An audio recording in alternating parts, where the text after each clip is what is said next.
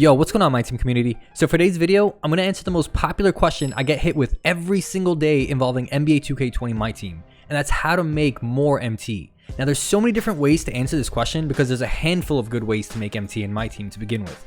Whether that's grinding the game, collecting cards, completing daily agendas and activities, or just working the market and auction house, there's tons of different opportunities to get rewarded with MT. But if you don't know already, sniping and working the market is definitely the quickest and most profitable way to make yourself a bunch of extra MT for your MyTeam. Whether you're sniping on Big Dog, Galaxy Opal, or Pink Diamond filters, or you're sweating on the minimum 600 MT filter, there's plenty of different ways to maneuver around the auction house. Personally, as a sniper since 2K17, I've been able to make all the MT I want and need to not only have the best team possible, but open hundreds, if not thousands of packs for free without spending any money on VC. And I'm going to teach you exactly how in this video, and hopefully I can encourage you to do the same in the next few years for my team. Once you get the hang of sniping and understand the basics, you're only a few snipes away from seeing that profit and instantly getting addicted to the thrill of sniping on the auction house.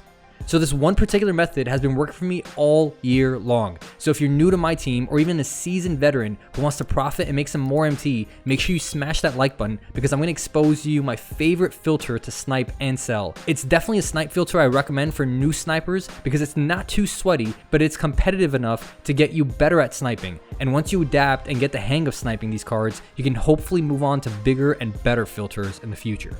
But the filter and method that I'm going to break down in this video is based on the heat check filter only. So how does it work? Ultimately, you want to buy low and sell high when heat check cards get rare. Personally for me, I find the best time to buy these cards is when there's new moments cards or when there's a daily login reward for a heat check pack, because they tend to crash in price to the low 12 and 1300 price tag. And when they're listed and sold at the right time can be incredibly profitable if you know what teams to look for and which to avoid. And without taking too much time, let me tell you which teams I usually like to avoid. The Bucks, the Warriors, the Rockets, the Lakers usually have low value along with another 2 or 3 teams. But that's not set in stone, and that could fluctuate and change at any time. But make sure you know the value of some of the other teams, specifically the lower overall cards in each team's collection. But the secret sauce kicks in when it's time to sell the card. And when listed at the right time, I've been able to sell some of these cards for upwards of 10k. Usually, I like to keep it consistent at a 7.5 level, but I don't mind quickly getting rid of a heat check card for 5,000 if I'm impatient, knowing well in my mind that I bought it for 1,500 or less. Make sense? For me, I find the best time to sell these cards back is during the evening. Less players on my team, less cards being listed on the auction house, making cards a little bit more valuable and rare than they should be. And if you get somebody who's desperate enough to collect that last card that they need for that set to get them their collection reward, they'll pay up. Trust me, I've done it myself and I still continue to do it. Especially when the card is not available and you're the only one that has that card up on the auction house. Usually before I go to sleep, I like to go to teams one by one and see which players have good value or just don't currently exist on the auction house.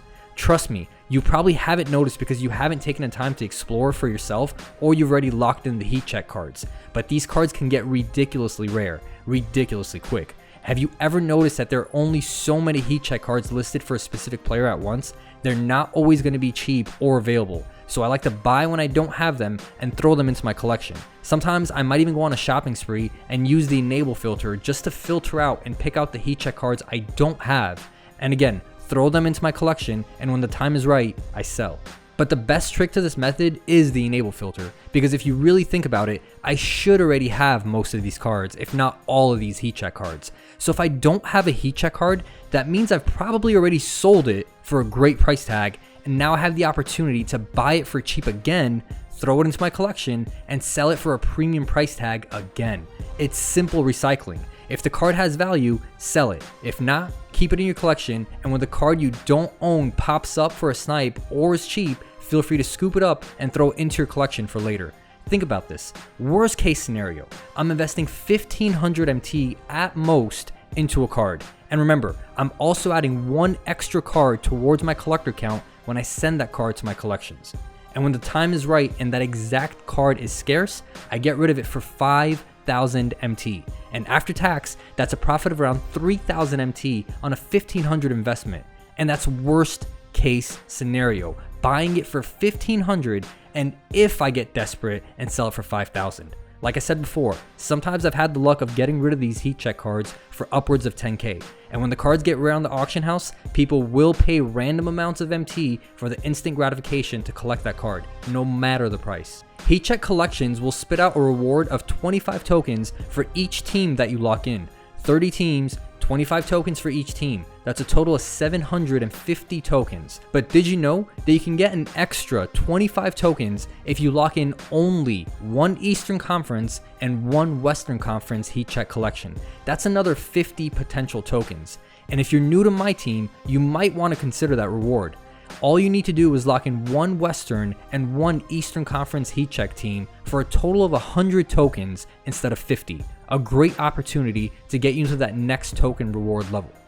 We're all speculating and anticipating another token market update. Now I can't sit here and guarantee you that we're going to get a token market update tomorrow or this week or next week or even next month, but I will be stunned and absolutely shocked if we don't see any other update to the token market than the one we got a few weeks back. There's absolutely no way we don't see another update for player cards, especially since they unloaded a bunch of content last year into the token market. I'd be surprised if we don't see anything else added in the future. So make sure you hang on to your tokens and don't just throw them away on those nonsense packs in the token market for 10 tokens each. It's totally not worth it, trust me.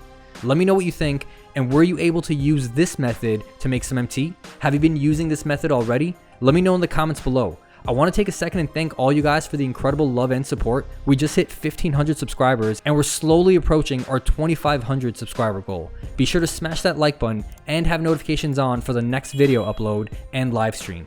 Thanks for watching, and I'll see you in the next video.